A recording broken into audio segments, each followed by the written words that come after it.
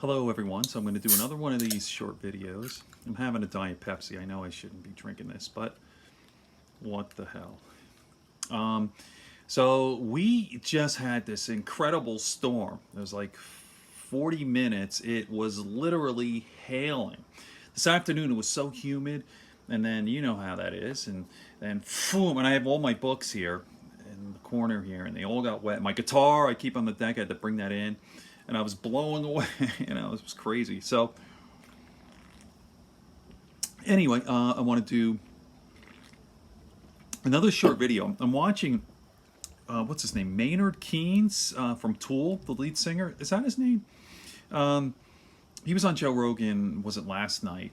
And by the way, I talk about Joe Rogan a lot because I'm a huge fan. I love him.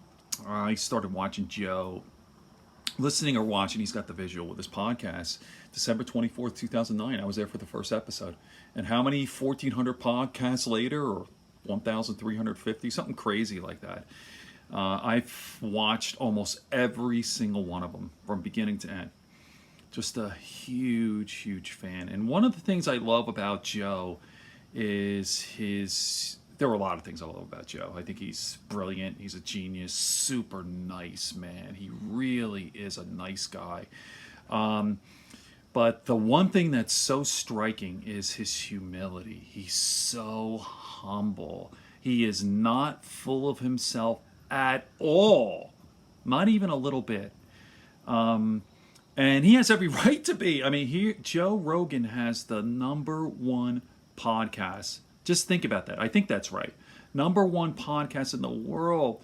He has people, between 5 and 7 million people tuning in for each podcast. And he gets compensated well now. I mean, he does 3 to 5 podcasts a week, maybe less than that, but he gets averages through advertising like $100,000 a podcast. Joe's worth $25 million or $25 million a year. I think that's what he's getting now, and it's mostly from podcasting. You know, he's a stand-up comedian. He does the MMA stuff and all that. But Joe's humble, you know, and Joe is amazing. He is, as they say, what Oprah was to TV, what Howard Stern was to radio. Joe Rogan is to podcast. Huge, huge, huge impact, and he's got no fucking ego. He's fucking awesome. I love you, Joe. And I've learned so much over the years. He has everything. Joe could be silly, you know, and just have comedians and drink and laugh and all that. And then he could have, like really, intellectuals and scientists and philosophers, and it's just a lot of fun, right? So anyway, I'm going to just play a little thing here, what Joe said. And he's talking about fame. This is how level-headed Joe is, all right? He's got Keenan on, Maynard Keenan, whatever his name is. Now, check this out. Candles, okay, I'm out. He's talking about... We're gone. This is not... Yeah, that's not... But, you gotta remember, they were probably messed up. The reason they're doing what they're doing is because something happened to them earlier on. Stay with us. It's only a couple minutes here. Teacher, uncle, somebody that just kind of, a dad was drunk. The star wants all, has all these demands, stuff that Joe's pushes like, them in that get direction. The fuck out of here. I'll to be, for a second. expressive, controlling, and wanting to be acknowledged and do it exactly my way. Mm-hmm. Because I was powerless as a child.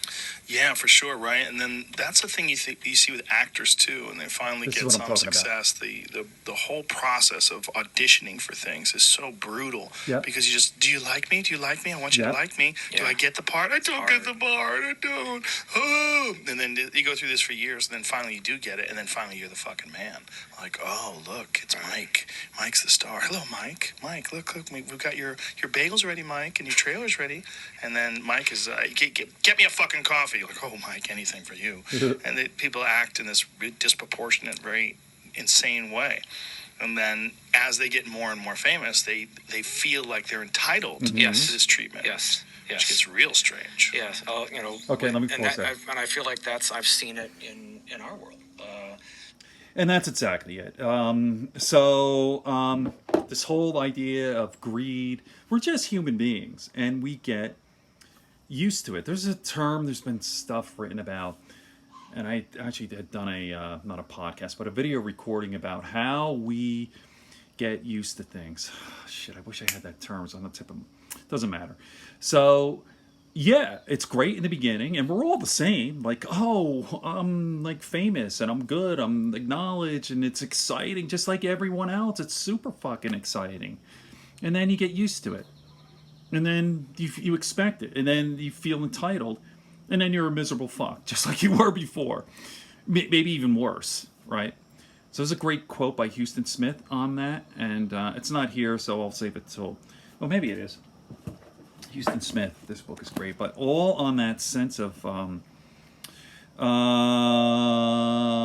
sorry about this. Okay, here's some pretty good quotes here. Poverty consists not in the decrease of one's possessions, but in the increase of one's greed. Actually, that's Plato, right? So here's another one here we go. Could you from all the world all wealth procure, more would remain whose lack would leave you poor. Success is a goal without a satiation point. Okay, so there you go. All right, I'll end it at this. It's 6 minutes and 26 seconds. Have a great night, everyone.